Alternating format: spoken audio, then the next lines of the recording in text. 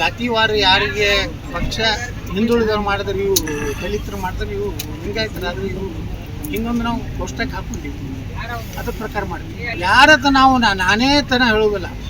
ನಾವು ಜಾತಿ ಸಮೀಕರಣ ಮಾಡಿ ಎಲ್ಲ ಸಮುದಾಯದವ್ರು ಈಗೆಲ್ಲಪ್ಪ ನಾವು SC ಜನಾಂಗದವ್ರು ಮಾಡಬೇಕಾಗಿತ್ತು ನೀವು ರಾಜ್ಯಾಧ್ಯಕ್ಷ ಅಂದ್ರೆ ಎಸ್ ಇವ್ರು ಮಾಡಿ, ಇವ್ರು ಮಾಡಿ. ಲಿಂಗಾಯತರು ಮಾಡಬೇಕಾಗಿತ್ತು ಅಂದ್ರೆ ನಾನೇ ಲಿಂಗಾಯತರು ಬಂದ ನೀವು ಲಿಂಗಾಯತ ಹಿಂದೂ ಕೋಟಾ ಬೇಕಂದ್ರೆ ಐ ಆಮ್ ರೆಡಿ. ಯಾರು ಬೇಕಾದವರು ರೆಡಿ. ಶ್ರೀರಾಮದವ್ರು ಆದ್ರೆ ನಮ್ಮನ್ನ ತಕರಾರು ಇಲ್ಲರಿ, ಭಾಳ ಚಲೋನೇ ಆಯ್ತು. ನಮ್ಮ ಮನುಷ್ಯನೇ ಅವರು ವಾಲ್ಮೀಕಿ ಜನಾಂಗದವಪ್ಪ ಆದ್ರೆ ಏನು ತಪ್ಪಿಲ್ಲ. ಎಲ್ಲ ನಾವು ಡಿವೈಡ್ ಮಾಡ್ಕೊಂಡಿದ್ವಿ. ನೀವು ಅವ್ರನ್ನ ಭೇಟಿಯಾಗು, ನೀವು ಇವ್ನ ಭೇಟಿಯಾಗು, ಎಲ್ಲ ಮಾಡಿ ಒಂದೇ ಕಡೆ ಹೋಗಿ.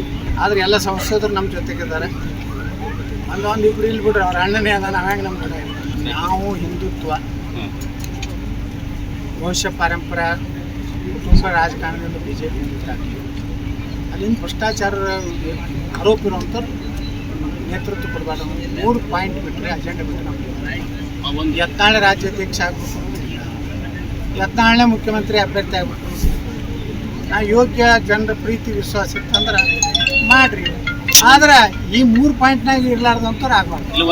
ಇಂಗ್ಲೀಷ್ ಬರ್ತೈತಿ, ನ್ಯಾಷನಲ್ ಸೆಕ್ರೆಟರಿ ಆಗ್ಬೋದು. ನನಗೆ ಇಂಗ್ಲೀಷ್ ಬರೋದಿಲ್ಲ, ಏನು ಮಾಡೋದು ಅಂದಿದ್ರು. ನನಗೆ ಇಂಗ್ಲೀಷ್ ಬರೋದಿಲ್ಲ, ಮನೆಗೆ ಹೋಗಂಗೆ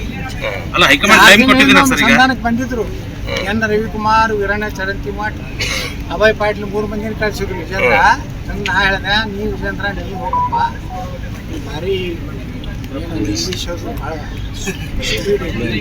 ನಮ್ಮದು ಇಂಗ್ಲೀಷ್ ಏನೂ ಬರೋದಿಲ್ಲ, ಹಿಂದಿ ಬರ್ತೈತಿ, ಕನ್ನಡ ಬರ್ತೈತಿ. ಕರ್ನಾಟಕದಾಗ ಆಗ್ತೀನಿ ಅಂತ ಹೇಳಿ ಕಳಿಸಿ.